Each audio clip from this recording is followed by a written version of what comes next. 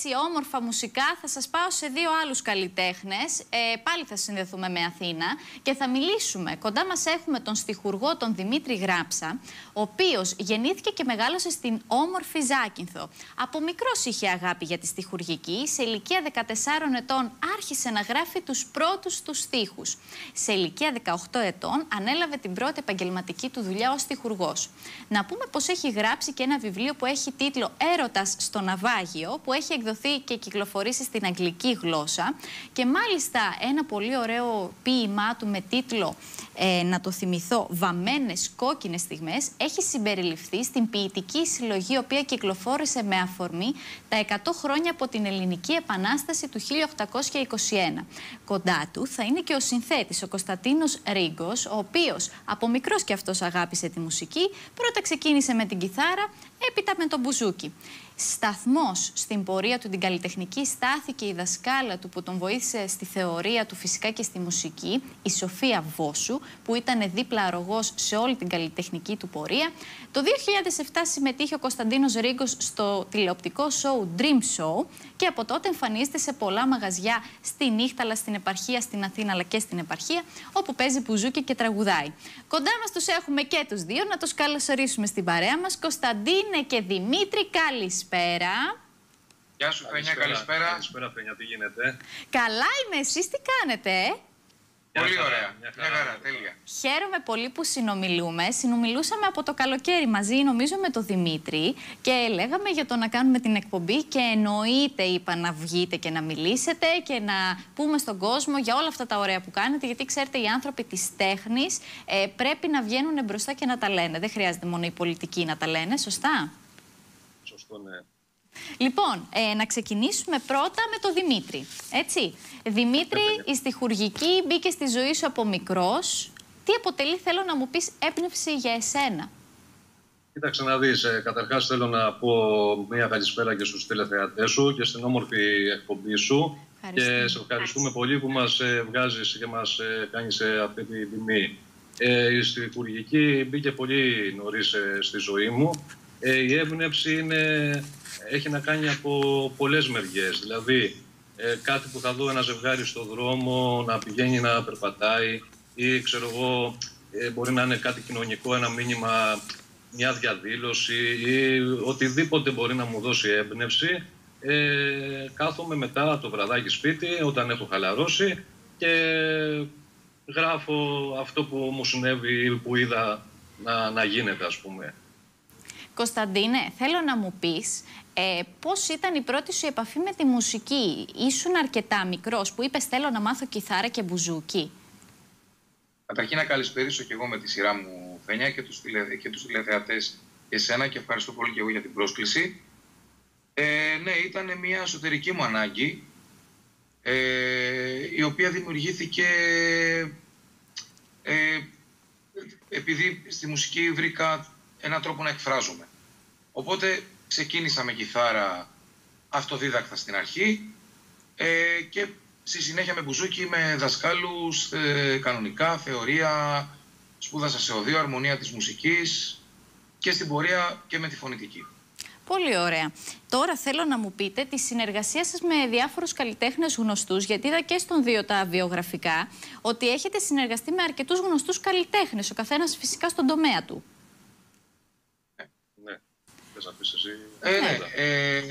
Συνεργασία εννοείς δισκογραφική και καλλιτεχνική δουλειά?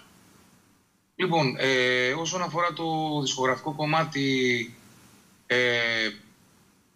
είχα την τύχη να τραγουδήσουν τραγούδι μου η Ελένη Ροδά, που είναι πιο παλιοί τραγουδιστές, η Ελένη Ροδά, ο Λάκης ο Χαλκιάς, που είναι κεφάλαιο στην ελληνική μουσική, η Λιζέτα Νικολάου. Όπως είπαμε πριν, με τη Σοφία τη Βόσου είχαμε συνεργαστεί στο παρελθόν, η οποία είναι εξαιρετική. Και με τον Γιάννη Λεμπέση είδα στο βιογραφικό σου, αλλά και με το Θέμη Παπαβασιλείου. Ο Γιάννης ο Λεμπέση και ο Θέμης ο Παπαβασιλείου ήταν οι δασκάλοι μου στο μπουζούκι. Πολύ ωραία. Ακόμη και αυτό θεωρείται συνεργασία, έτσι? Ναι, εγώ το λέω συνεργασία, ναι, σωστό. Δημήτρη, εσύ? Κοίταξε να δεις, Φένια μου, εγώ έχω κάνει περισσότερο τοπικές συνεργασίες με κάποιους τραγουδιστές στο νησί μου, την όμορφη Ζάκυνθο. Τώρα με τον Κωνσταντίνο υπάρχουν κάποιες σοβαρές προτάσεις που θα συνεργαστούμε με κάποιους επώνυμους καλλιτέχνες. Δεν θέλουμε να πούμε περαιτέρω. Το αφήνουμε λίγο έτσι να κλείσουμε πρώτα, να γίνει η δουλειά που λέμε και θα δούμε μετά. Ήθελα απλά να συμπληρώσω στην επόμενη ερώτηση, Φένια, ότι σύντομα, λογικά σε 2 εβδομάδες, κυκλοφορεί ένα κομμάτι σε δική μου μουσική, το οποίο είχα την τιμή και τη χαρά να το τραγουδήσει Αρετή και Τιμέ. Είναι σε παραδοσιακό ύφος. Σμυρνέικο τραγούδι, πάρα πολύ όμορφο. Θα κυκλοφορήσει από την εταιρεία Τόγδο. Πολύ ωραία. Και Κωνσταντίνε, μιας και έχεις τα ενία και μιλάς, θέλω να μου μιλήσεις και λίγο για την εμπειρία σου για το τηλεοπτικό show Dream Show. Αυτό γινόταν το 2007, έτσι? Αυτό ήταν το πρώτο μουσικό Dream Show το 2007. Ήταν μια πάρα πολύ ωραία εμπειρία.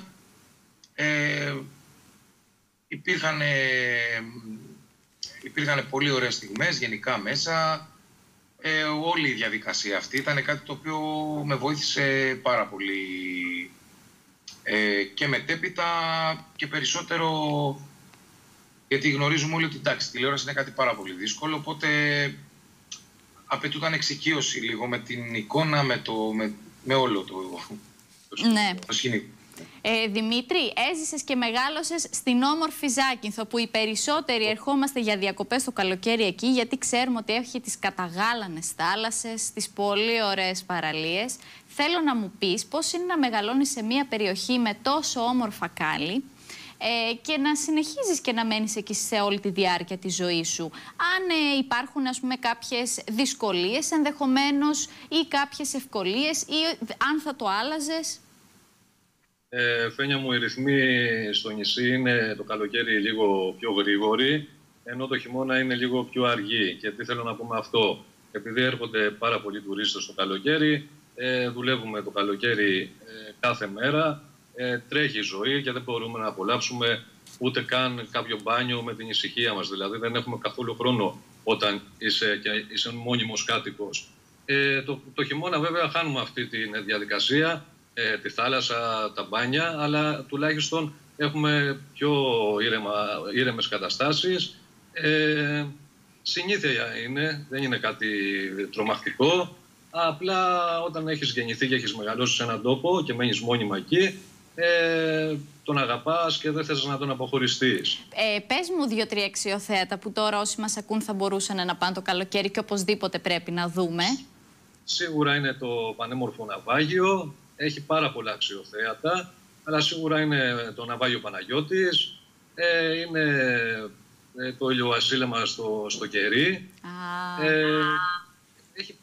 Όπου και να πας δηλαδή το καλοκαίρι στο νησί είναι εξαιρετικά.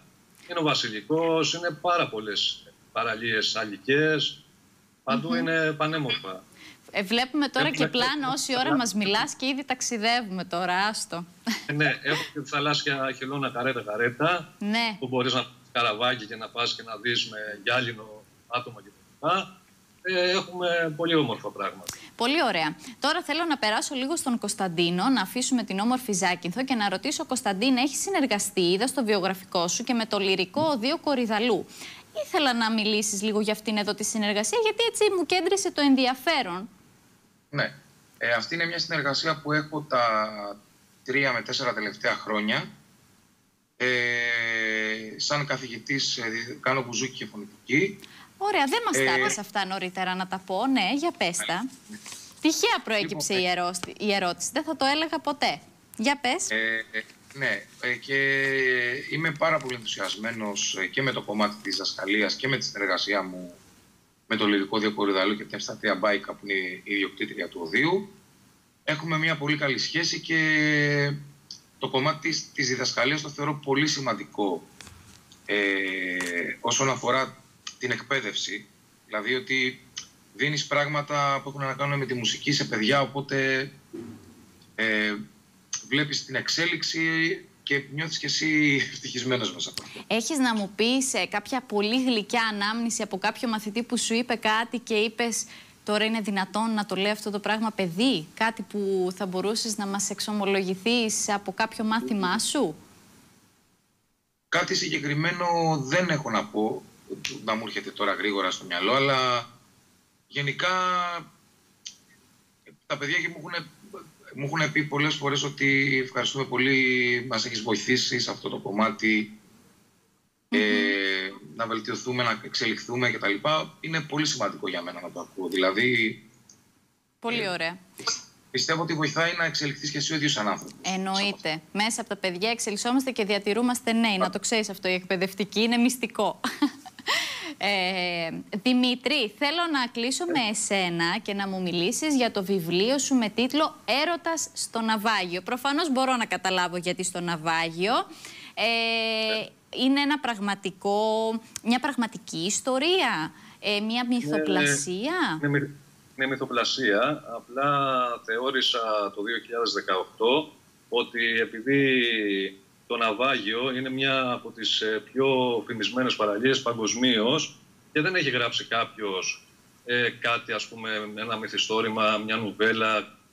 Έτσι λοιπόν σκέφτηκα να γράψω μια ιστορία αγάπης, ναι, για έναν Αμερικάνο που έρχεται να γνωρίσει το ναυάγιο. Μέσα από αυτή τη διαδικασία γνωρίζει και την όμορφη Κατερίνα και στο τέλος της ιστορίας, μέσα από μεγάλες πλοκές, γιατί έχει πολύ πλοκή η ιστορία μέσα, παντρεύονται στο όμορφο ναυάγιο. Αλλά δεν είναι μόνο αυτό. Έχω συνδυάσει και τουριστικές πληροφορίες, πότε έγινε το ναυάγιο, πότε για τη χελώνα, διάφορα πράγματα. Και έχω βάλει και ιστορικά γεγονότα αναφέρονται μέσα. Οπότε έχω φτιάξει μια τουριστική νουβέλα, η οποία ο επισκέπτης που έρχεται και αγοράζει το βιβλίο ή να το διαβάσει ή να το κάνει δώρο σε κάποιο δικό του άτομο, μαθαίνει και ιστορικά γεγονότα για το νησί και τουριστικές πληροφορίες. Πολύ ωραίο και πολύ ενδιαφέρον. Αυτό διανέμεται και σε βιβλιοπωλεία στην Ελλάδα? Υπήρχε μέχρι πριν κάποιο διάστημα. Ναι. Υπάρχει στην Amazon. Διατίθεται και σε ηλεκτρονικά βιβλιοπωλεία αυτή τη στιγμή. Ωραία. Και τώρα θα ήθελα πάλι να το διακινήσω σε βιβλιοπωλεία σε όλη τη χώρα. Να ξέρεις, Δημήτρη, αν έρθω το καλοκαίρι στη Ζάκυνθο, θα σε πάρω σίγουρα τηλέφωνο για μια γρήγορη ξενάγηση, να ξέρεις. Χαρά μου θα είναι να σε... Το καλό είναι ότι μέσα από τις συναντεύξεις, από τις εκπομπές, είναι ότι γνωρίζεις κόσμο σε όλα τα μήκη και τα πλάτη της χώρας σου. Οπότε όπου και να πας είναι σαν να έχεις φίλους, έτσι. Είναι πολύ ωραίο αυτό το... Έτσι. Να σας ευχαριστήσουμε θερμά που ήσασταν μαζί μας σήμερα. Να ευχηθώ καλή επιτυχία μέσα από την καρδιά μου σε ό,τι κάνετε ο καθένας στον τομέα του και καλές επιτυχίες. Να είστε καλά. Να σε ευχαριστήσουμε πάρα πολύ. Σου έχουμε μια έκπληξη. Μια μικρή έκπληξη. Θα πούμε ένα κομμάτι δικό μας, πρόσφατο είναι, με μια κιθάρα. Τέλεια! Λοιπόν, παιδιά, τρελαίνομαι για τέτοια παρεΐστικα πράγματα. Τρελαίνομαι, δεν μπορώ. Το κάνουμε δώρο για τους τηλεθεατές σου. Βέβαια, επειδή είναι φρέσκο, εντάξει, αν μας χωρίσετε τα λάθη. Όχι, εντάξει. Λοιπόν, Χασάπικο είναι πολύ ωραίο κομμάτι.